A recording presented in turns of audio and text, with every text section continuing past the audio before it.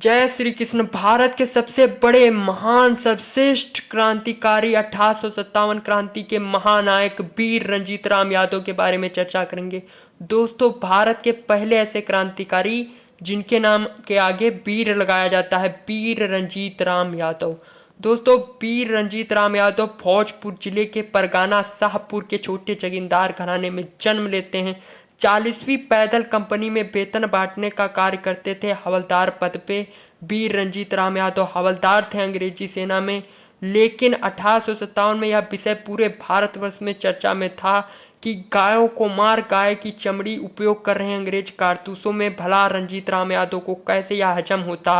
रंजीत राम यादव सच्चे यदुवंशी थे, जिससे गाय को वह मां मानते थे। रंजीत राम यादव उनकी गाय की खाल की चमड़ी से कारतूसों में इस्तेमाल हो रहा है। जब रंजीत राम यादव को यह बात पता लगती है तो रंजीत राम आक्रोशित होते हैं, क्योंकि वह हवलदार थे अंग्रेजी सेना में, काफ़ी समय से कारतूसें उपयोग कर रहे थे।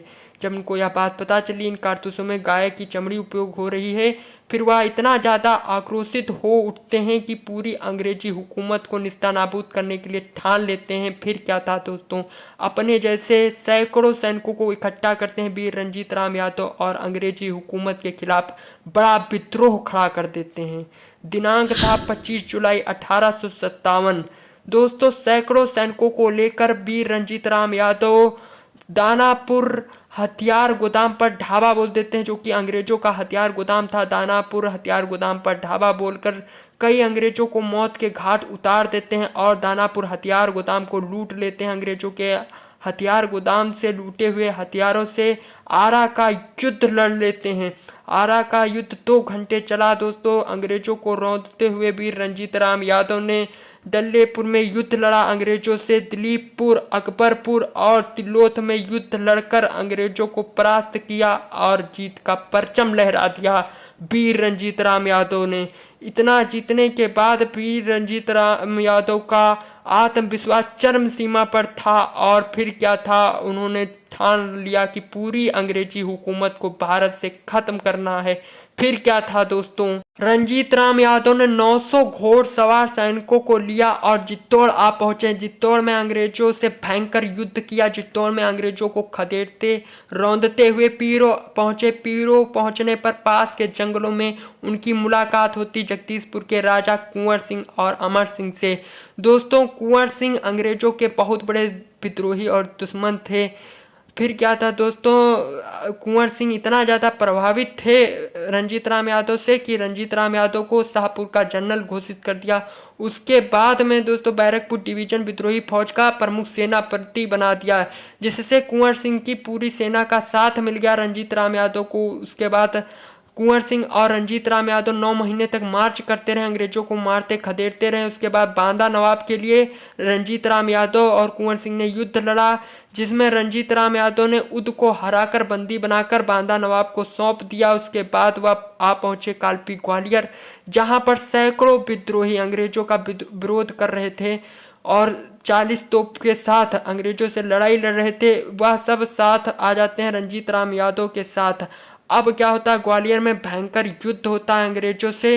युद्ध लड़ने के बाद दोस्तों रंजीत राम यादव अंग्रेजों को रौंदते हुए आ पहुंचे कानपुर, सूरजपुर। दोस्तों पहुंचे, 1.5 महीने तक कानपुर में युद्ध लड़ा रंजीत राम यादव ने।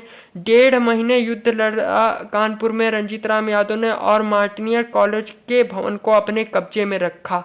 दोस्तों, कानपुर से लखनऊ, लखनऊ से होते हुए फैजाबाद पहुंचे रंजीत राम यादव, जहां पर कुंवर सिंह अलग हो गए, कुंवर सिंह बिछड़ गए। लेकिन रंजीत राम यादव अंग्रेजों को निस्तानाबूद करने के लिए लगे रहे।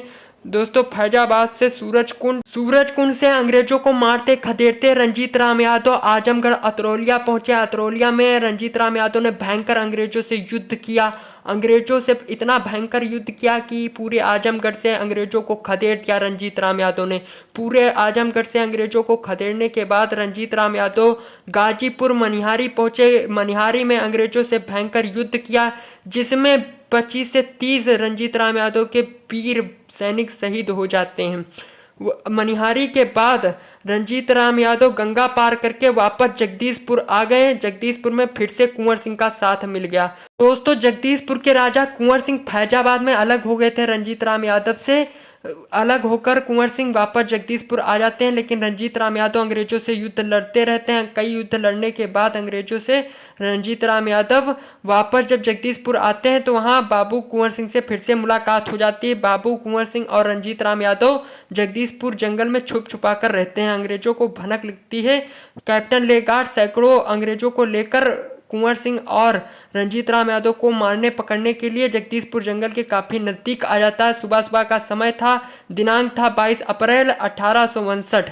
दोस्तों, अंग्रेजों को देख रंजीत राम यादव और कुंवर सिंह उनके सैनिकों ने अंग्रेजों पर ढाबा बोल दिया और जगदीशपुर युद्ध छिड़ गया अंग्रेजों और रंजीत सिंह यादव के बीच। दोस्तों, भयंकर युद्ध हुआ और युद्ध जीत लिया जगदीशपुर का। रंजीत सिंह यादव ने युद्ध जीत लिया अंग्रेजों से, अंग्रेजों को परास्त कर दिया। लेकिन इस युद्ध में यह युद्ध हुआ था 22 अप्रैल और 23 अप्रैल 1859 को। 2 दिन युद्ध चला। दोस्तों, इस युद्ध में गोली लग गई थी कुंवर सिंह को।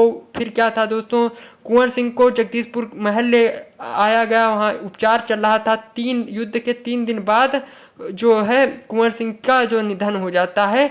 दिनांक था 26 अप्रैल 1859। निधन हो जाता है जगदीशपुर महल में कुंवर सिंह का। कुंवर सिंह के निधन के बाद उधर हारे अंग्रेज। युद्ध हारने के बाद आसपास के सभी अंग्रेज सैनिकों को इकट्ठा शुरू कर देते। दानापुर, बक्सर के सभी अंग्रेजी सैनिकों को इकट्ठा करते हैं अंग्रेज और रंजीत राम यादव को पकड़ने के लिए जिंदा या मुर्दा जगदीशपुर जंगल को के ऊपर ढाबा बोल देते हैं। जगदीशपुर जंगल में छानबीन कर देते हैं, जिससे जो है रंजीत राम यादव और सैनिकों को लेकर रंजीत राम यादव जगदीशपुर जंगल छोड़ देते हैं। जंगल छोड़ने के बाद जब रंजीत राम यादव को पता चलता है कि मामला सब शांत हो गया, जगदीशपुर जंगल अंग्रेज वापस लौट गए हैं, तो 3 महीने बाद रंजीत राम यादव फिर से जगदीशपुर जंगल आ जाते हैं। जंगल आने पर दोस्तों वह ब्रह्मपुर किले को अपना ठिकाना बनाते हैं, वहां पर सारे अस्त्र शस्त्र जमा करते हैं दोस्तों। लेकिन रंजीत राम यादव जब बीमार पड़ जाते हैं, इसी का फायदा जब अंग्रेजों को पता चलता है, इसी का बीमारी का फायदा उठाते हैं। रंजीत राम यादव की बीमारी का अंग्रेज फायदा उठाते हैं और ब्रह्मपुर किले पर ढाबा बोल देते हैं। क्रांतिकारियों के सभी हथियार अंग्रेज लूट लेते हैं, अपने कब्जे में ले लेते हैं दोस्तों, जिससे क्रांतिकारी निहत्थे असहाय हो जाते हैं। फिर क्या था, अंग्रेजों ने सभी क्रांतिकारियों को, बेदर्द निहत्थे क्रांतिकारियों को मौत के घाट उतार दिया।